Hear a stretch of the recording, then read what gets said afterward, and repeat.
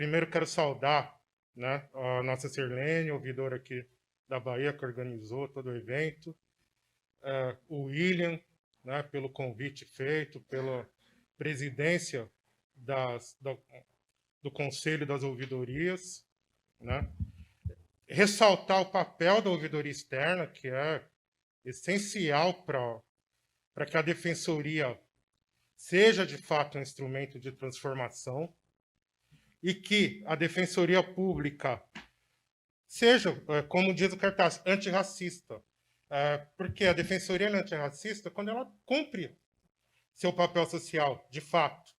Quando ela está lá, junto com os assistidos, quando ela está próxima ao povo, quando ela está de portas abertas para atender as pessoas que nos procuram, né? Quando a gente vê aqui a história da Esperança Garcia, tem muito a ver com isso. É uma pessoa que procurou o governador da época para trazer uma história de violência. E é muito importante a gente também estar de portas abertas para receber a situação de muitas pessoas, e muitas mulheres, principalmente, mulheres negras, que são grande parte do nosso público, nas mais diversas demandas. A gente tem que estar aberto para isso. Entrando... Bom, eu acho que eu não me apresentei 100%. Eu agradeci, mas não me apresentei. Eu sou Marcelo Bonilha Campos, defensor público do Estado de São Paulo. Já estou na Defensoria desde 2013. Comecei atuando numa vara criminal, depois fui para a vara de família, trabalho no bairro de Itaquera, que ficou mundialmente conhecido na Copa do Mundo. Também cresci nesse bairro de Itaquera, né? Saí de lá com 20 anos. E desde 2018, eu estou também na presidência da Comissão Especial da Defensoria. Chama oficialmente Comissão de Cotas, mas esse nome por si só já traz um pequeno problema, que limita a ação afirmativa a uma das modalidades, né? E é o que tem acontecido no nosso concurso e que a gente vai detalhar aqui na palestra. Quando a gente fala aqui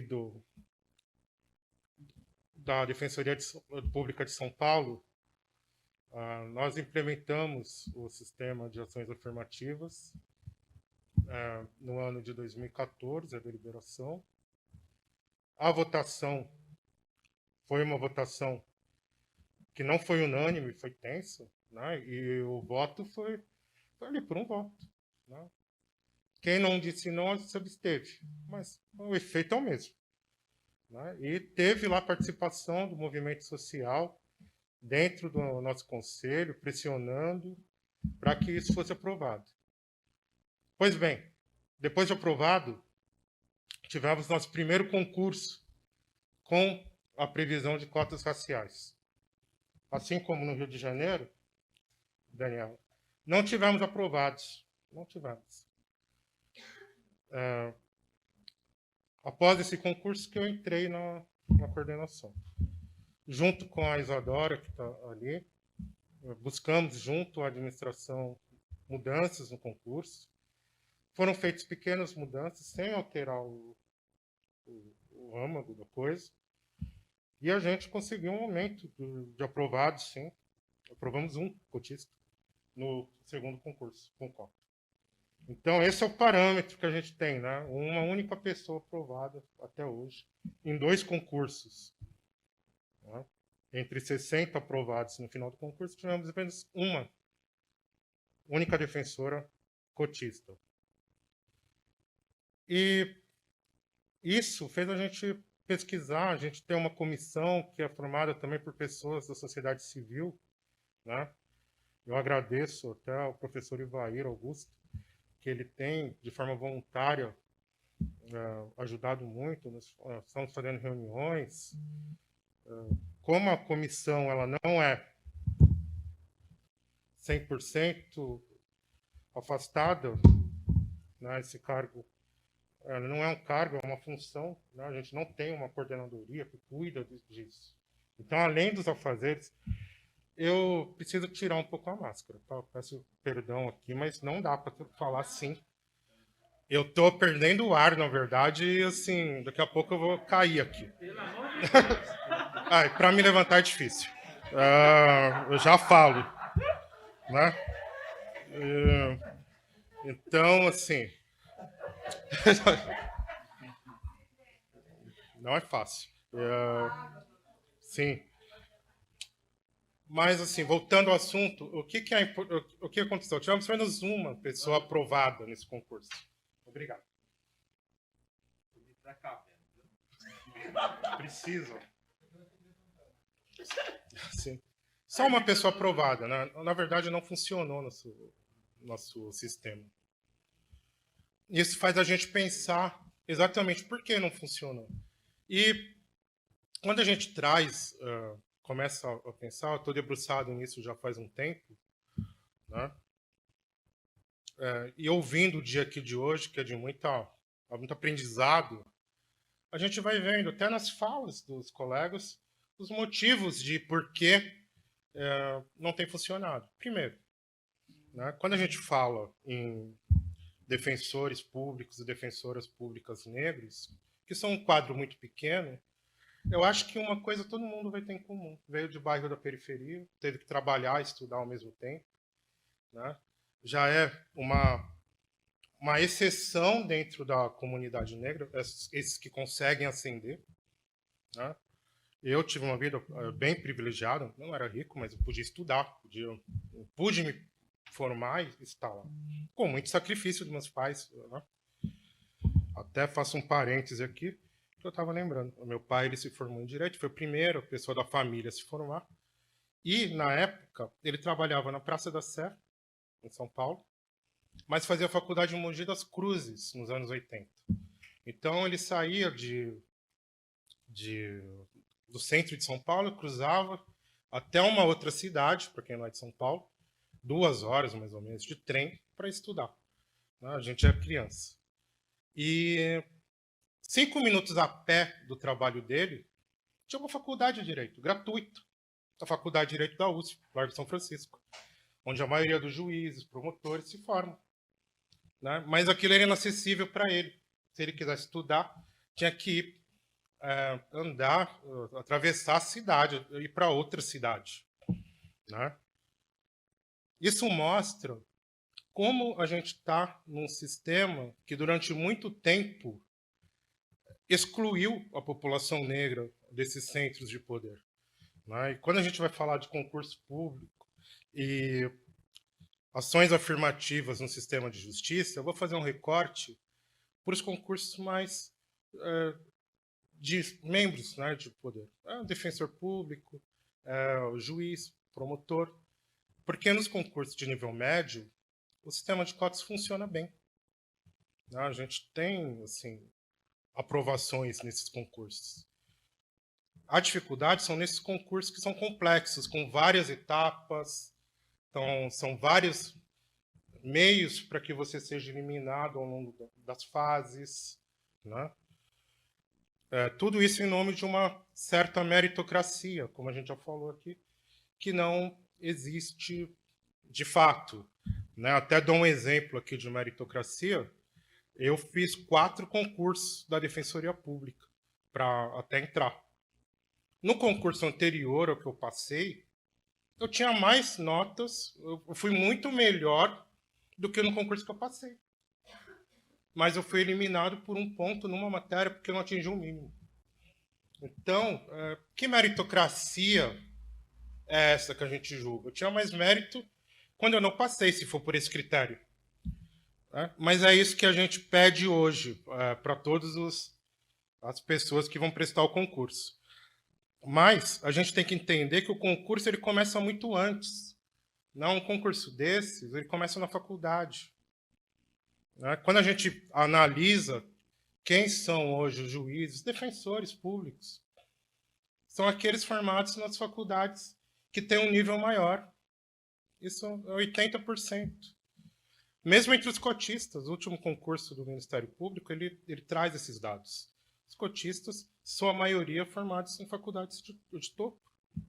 Né? Eles tiveram 15 aprovados entre os 80 do Ministério Público de São Paulo. Né? Além da formação, que quando você não tem uma formação de topo, ou mesmo quando tem, você precisa fazer um curso preparatório, que também custa dinheiro.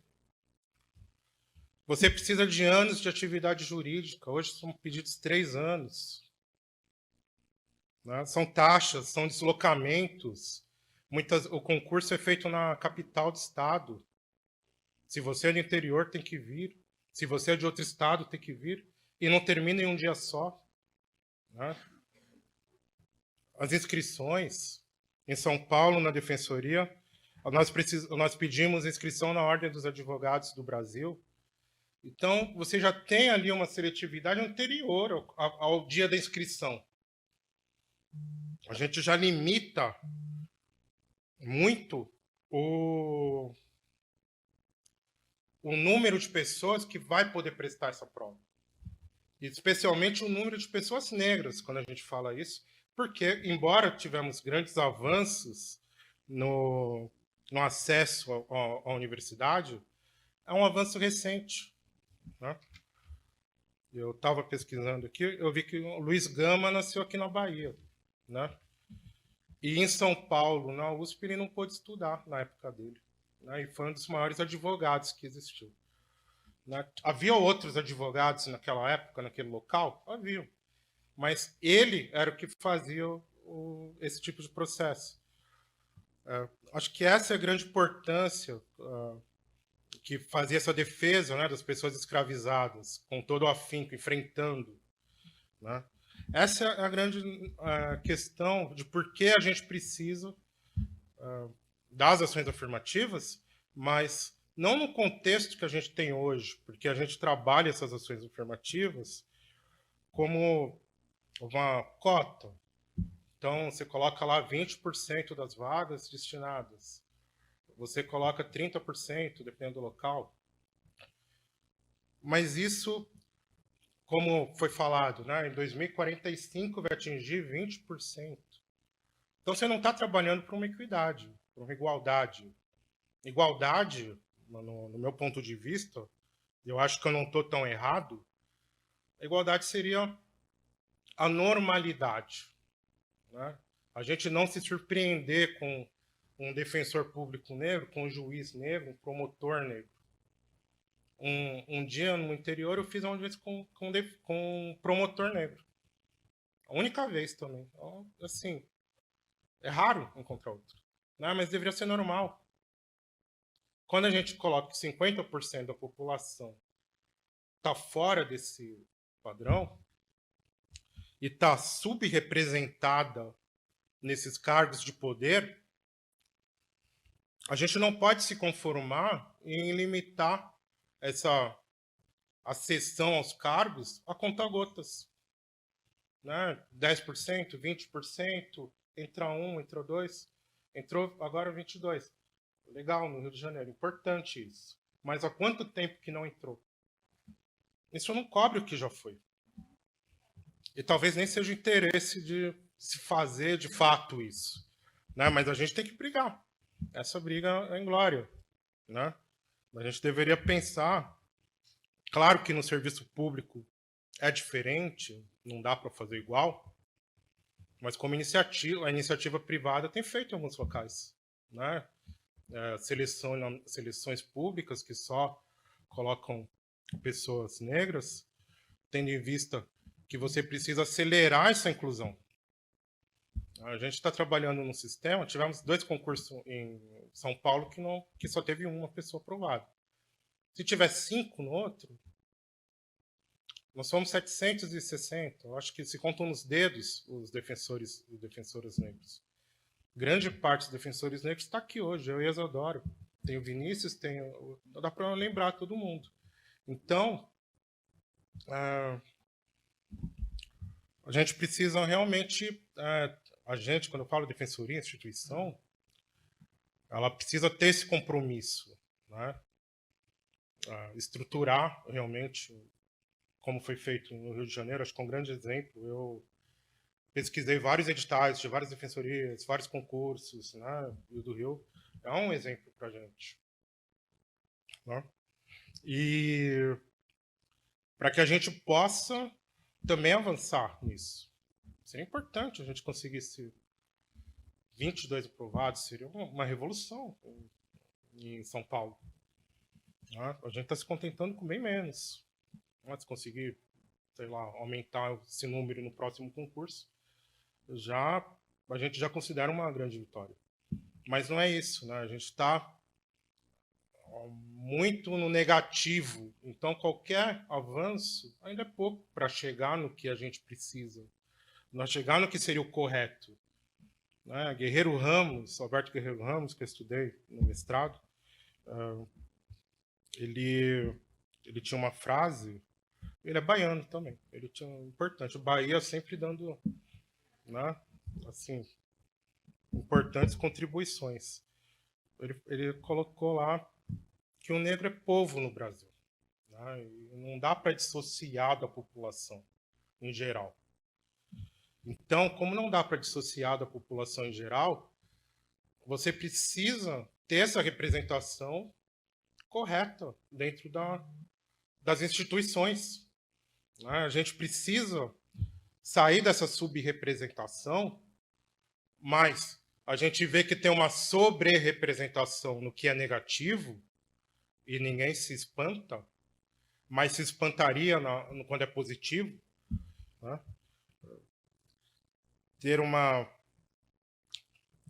E começar a ter concursos que tratem esses parâmetros em números maiores. Né? Eu não vou aqui falar por alto, né? 50% das vagas, para que a gente consiga trazer realmente essa população, que já é pequena, é um grupo muito pequeno de pessoas que podem prestar esses concursos, porque, como eu falei, tem todo um caminho antes, para que eles tenham um caminho e consigam entrar, de fato, nas instituições. Né? Não podemos nos contentar com pouco. Não é mais hora de se contentar com tão pouco. Né? E também não pode ficar só no papel. Como a gente... Não basta ficar no papel, você ter a política e se contentar e ter a política e culpar quem não passa. E falar, não, na verdade, está aqui. Eles que não passam. Não é isso. A gente sabe que não é isso. Né? Todo mundo sabe que não é isso. O difícil é você realmente ter a coragem de implementar esse tipo de política. A gente acredita que isso vai acontecer já? Não. Vai demorar um pouquinho. Até porque, como foi dito aqui, acho que foi a professora Lucinena, ações afirmativas, elas são instrumentos de partilha. E, no caso, o que nós estamos falando, partilha de poder, partilha de renda, partilha de bens. E isso sempre vai ser algo tenso, no fim das contas. Né? Porque é fácil apoiar um cargo por vez, mas é difícil apoiar quem entre em 10, 20. Então, e para encerrar, eu quero até colocar aqui que foi ratificada, né, a Convenção Interamericana contra o Racismo, agora, em 12 de maio de 2021. Essa convenção, ela foi aprovada no Congresso como emenda constitucional. Então, a prática de ações afirmativas, ela está hoje prevista na Constituição brasileira. Né? E entre as definições, eu vou pedir licença para ler uma delas, né? E isso é importante. Ele fala que discriminação racial indireta é aquela que ocorre em qualquer esfera da vida, pública ou privada, quando um dispositivo, prática ou critério aparentemente neutro tem a capacidade de acarretar uma desvantagem particular para pessoas pertencentes a um grupo específico, ou as coloca em desvantagem, né? A menos que esse dispositivo ou prática tenha objeto e justificativa dentro dos direitos humanos.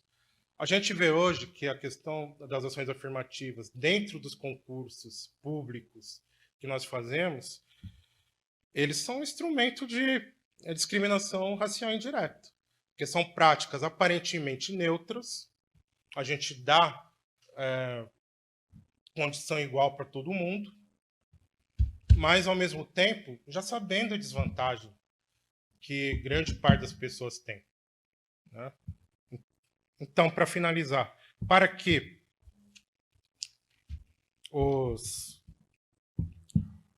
a gente trate mesmo de igualdade e práticas antirracistas, a gente não pode perder de vista isso, né? Que muitas vezes uma prática que se traduz neutra, ela só serve para perpetuar uma desigualdade que já existe, né? Com o tamanho da desigualdade que nós temos, ninguém é ingênuo de achar que 20% de cargos a cada 300 anos, a cada 10, 20 anos, a cada 1 ano, vai mudar alguma coisa, né?